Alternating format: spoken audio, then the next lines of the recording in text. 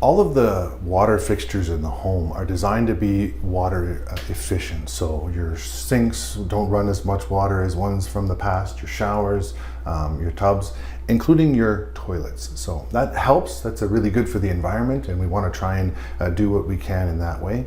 One challenge that comes up sometimes though with your toilets is that if there's not enough water, then sometimes the waste won't completely leave the system. So if you notice, if you take the cover off the tank looks like it's half empty. And that's okay, it's designed to use less water. The trick is to push and hold until you hear the bowl clear. So if the bowl clears, then you know you're good. Now, if it doesn't clear for whatever reason, wait for it to fill it up, try it again. You're not wasting water. Remember, the tank is only half empty. Just flush it again and it will be fine.